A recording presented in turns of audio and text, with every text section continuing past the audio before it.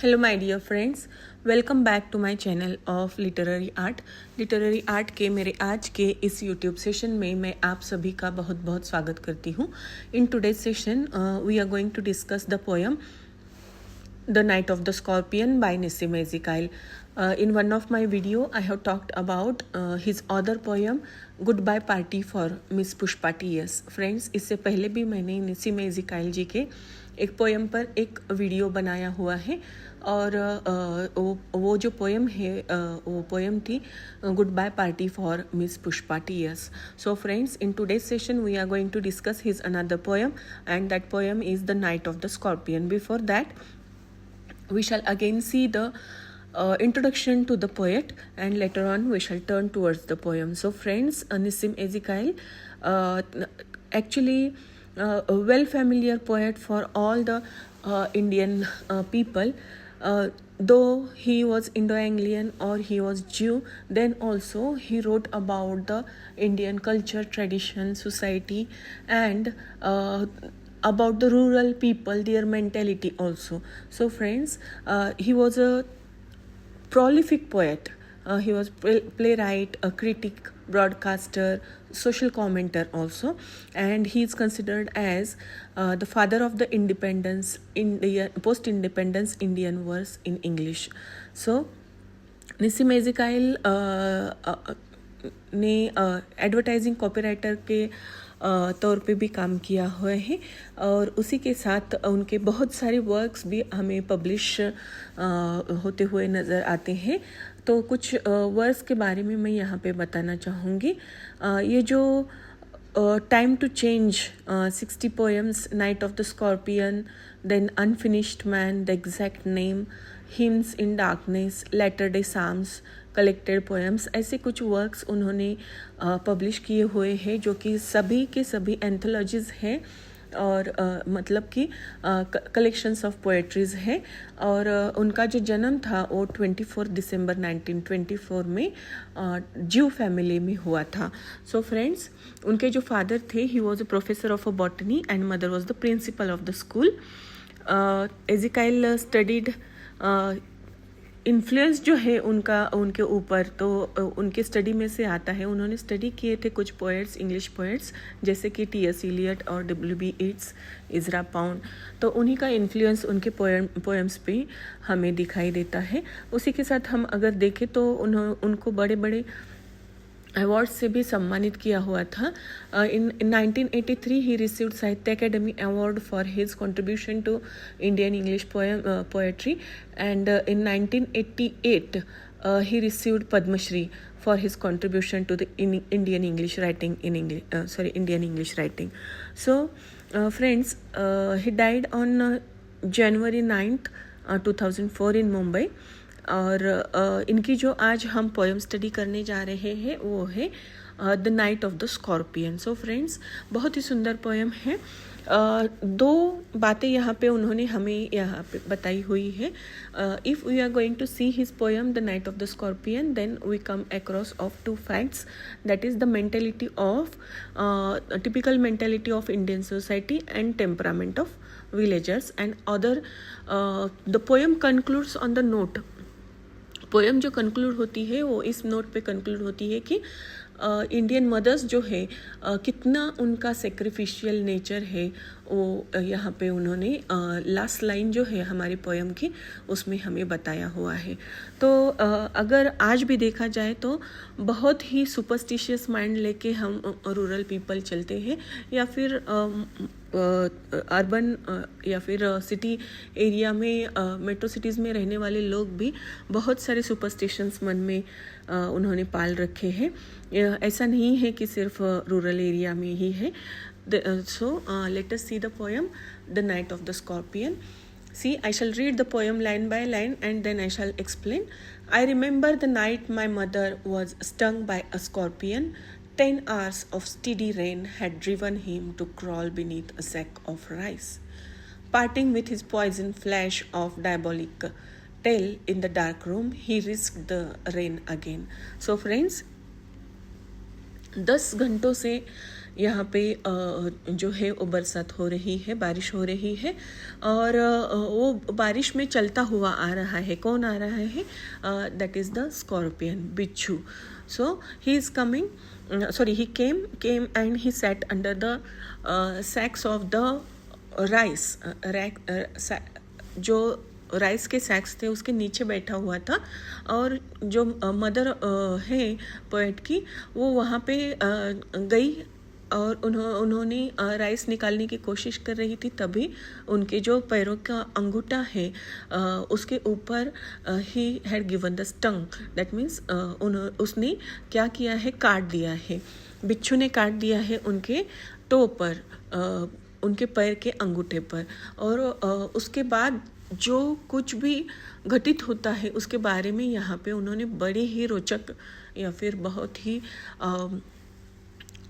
Interesting language में description दिया हुआ है. सो फ्रेंड्स, वो कहते हैं, I remember the night my mother was stung by a scorpion. That means he is actually reminding his childhood days or childhood incident when the scorpion had given the stung to his mother.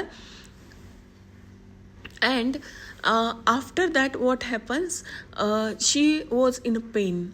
She knew that the stung was given to her by the scorpion, and now she must be rescued from that pain. But how to do that? At that time, neighbors, parting with his poison flash of diabolic tail in the dark room, he risked the rain again. That means after the stung, he left the home and he went in the rain. That means जो बारिश हो रही थी उसी बारिश के पानी में वो चला जाता है जब उसने डंक मारा था या फिर काट दिया था पोएट के मदर को. वो चला जाता है. The peasants came like swarms of flies. So friends, यहाँ पे उन्होंने एक विजुअल इमेजरी यूज़ की हुई है और वो कहते हैं कि peasants came like swarms of flies. तो उन्होंने यहाँ पे हमें बताया हुआ है कि ये जो नेबर्स है उनके पीजेंट्स, तो ये किस प्रकार से आ रहे हैं. Swarms of flies, figure of speech भी यूज़ किया हुआ है simile, like swarms of flies, and buzzed the name of God 100 times. Again, the imagery has been used by the poet. Buzzed, that means the sound imagery has been used. और वो कहते हैं कि buzz the name of the God 100 times. तो हमारे यहाँ पे एक सुपरस्टिशन है, अगर बिच्छू काट ले तो उसके लिए more than 100 times we have to chant the name of the God. That means ईश्वर का हमें नाम स्मरण करना चाहिए या जाप करना चाहिए. तो उसका जो असर है, उसका जो पेन है जिस व्यक्ति को काट चुका है वो कम हो जाता है. इसलिए बहुत सारे लोग वहाँ पे जमा हो गए हैं और वो सारे लोग क्या कर रहे हैं? ईश्वर का नाम स्मरण कर रहे हैं, जाप कर रहे हैं, जिसकी वजह से शायद पोएट की माताजी जो है उनको राहत मिल जाए उस बिच्छू के डंक से या फिर उसके पॉइजन से, पेन से. May buzzed the name of the God 100 times to paralyze the evil. With candles and with lanterns throwing giant scorpion shadows on mud-baked walls, they searched for him. He was not found. So friends, उसकी जो pen है, poet की mother की pen जो है वो कम करने के लिए या फिर उसका जो दर्द कम करने के लिए, उसको उस दर्द से, बिच्छू के डंक के दर्द से राहत देने के लिए ये जो पीजेंट्स है, they are trying to chant the name, they are chanting the name of the God, and they are thinking that by doing this type of act they can decrease the pain of the lady who is suffering from the stung of the scorpion. So they are buzzing the name of the God. बार बार वो ईश्वर का नाम स्मरण कर रहे हैं, जाप कर रहे हैं, जिसकी वजह से शायद उसका जो दर्द है, बिच्छू के डंक का जहर जो फैला हुआ है उसके शरीर में, वो कम हो जाए और वो जो बिच्छू है वो पैरालाइज हो जाए. वो सर्च कर रहे हैं कि कहीं पे वो दिख जाए तो उसे वो मार दे, लेकिन वो कहीं पे भी उनको नहीं मिला हुआ है. They clicked their tongues with every movement that the scorpion made his poison mood in mother's blood, they said. धीरे धीरे जो है वो जो स्कॉर्पियन का ब्लड पॉइजन है वो पोएट के मदर के बॉडी में सर्कुलेट होता जा रहा है, वो बढ़ रहा है, शरीर में वो फैल रहा है और उसकी वजह से उनकी मदर का जो पेन है वो और ज़्यादा बढ़ रहा है. That means the body is paining due to the poison which has been circulated in the whole body of the poet's mother.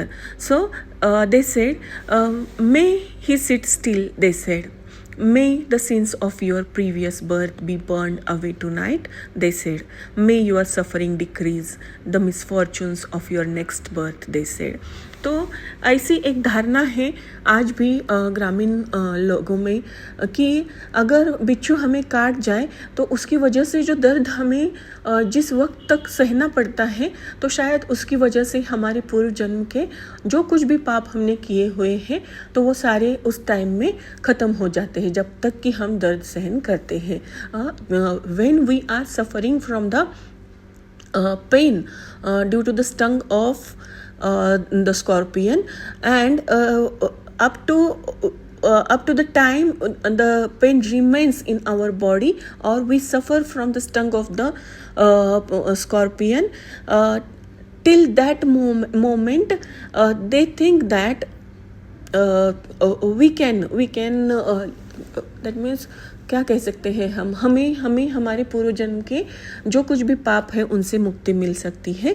या फिर वो कहते हैं कि may the sins of your previous birth be burn away tonight. That means अगर रात तक उसको वो दर्द सहना पड़ रहा है उस व्यक्ति को या फिर उस लेडी को तो उसके पूर्व जन्म के जो कुछ भी पाप है तो उसमें वो ख़त्म हो जाएंगे. मे your suffering decrease the misfortunes of your next birth, they said.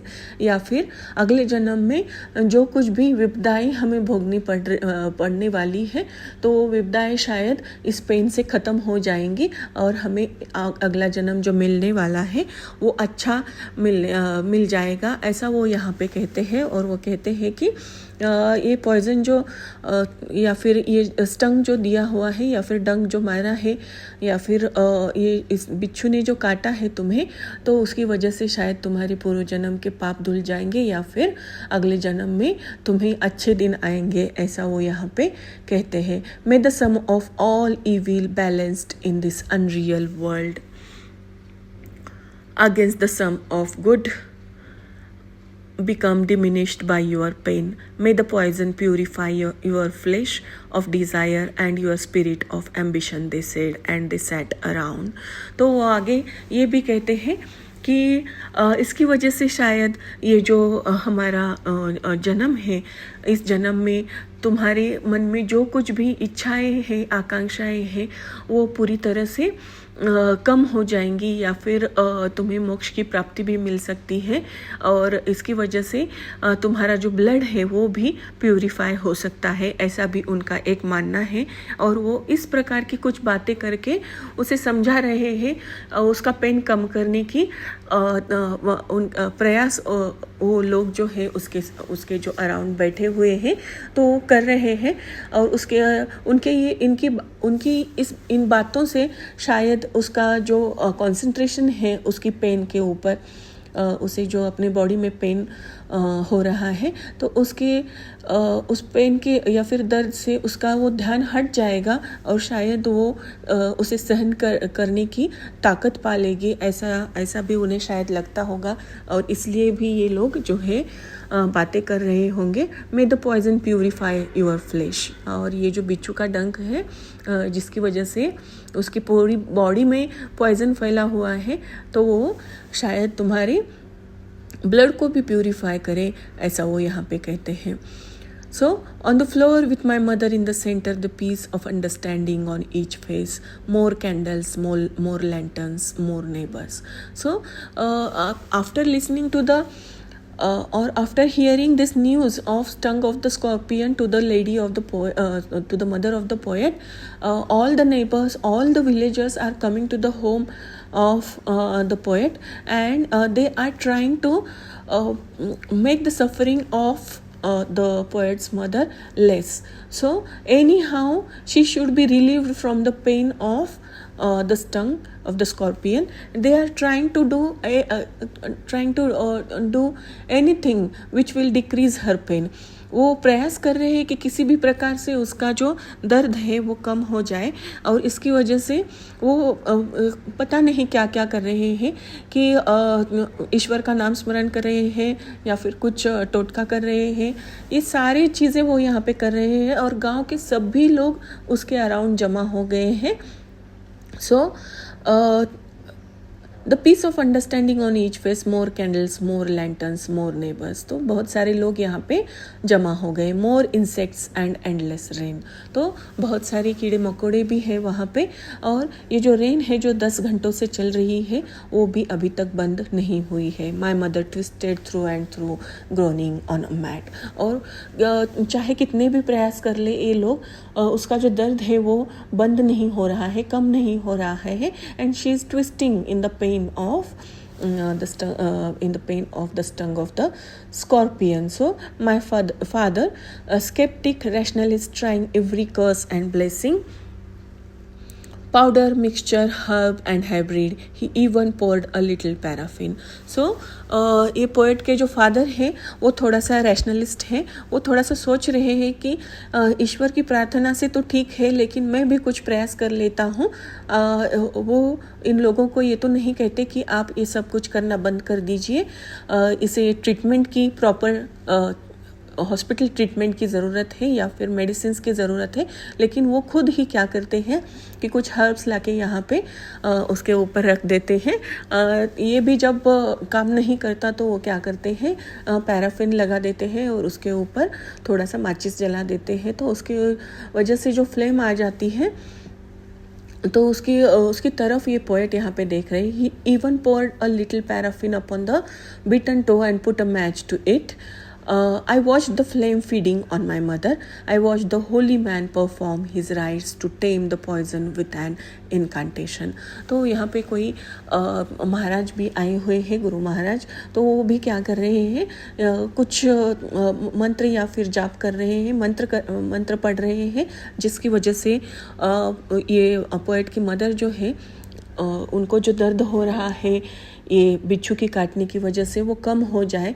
और ये जो धारणाएं हैं रूरल लोगों में कि इसकी वजह से असल में ही बिच्छू के डंक का दर्द कम हो जाता है. तो ये सारी चीज़ें यहाँ पे होती हुई हमें दिखाई दे रही है.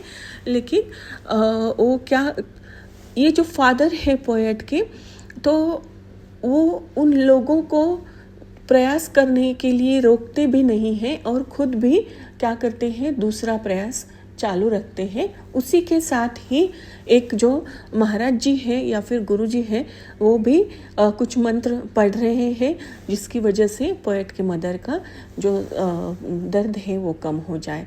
After 20 hours it lost its sting. तो 20 घंटे के बाद जो है पोएट के मदर का सफरिंग्स जो है वो कम हो जाती है. My mother only said thank God the scorpion picked on me and spared my children.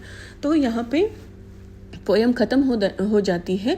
Poem ends on the note that she says thank God the scorpion picked on me and spared my children. That means the mentality of an Indian, or what we can say, it is the universal message which has been given by the poet to the people through the poem that ये जो mentality है mother's की कि जो कुछ भी दर्द हो या फिर जो कुछ भी सहना पड़े वो हमें ही सहना पड़े, मुझे ही सहना पड़े या फिर माँ को ही सहना पड़े, मेरे बच्चों को किसी प्रकार का दर्द ना मिले. ये जो एक यूनिवर्सल ट्रूथ है यहाँ पे उन्होंने हमें इस पोएम के द्वारा बताया हुआ है. दो at the though in the concluding lines, then also he tells us that ये जो यूनिवर्सल मेंटेलिटी है माताओं की कि जो कुछ भी दर्द है इस विश्व में वो हमें ही सहना पड़े, मेरे बच्चों को ना सहना पड़े.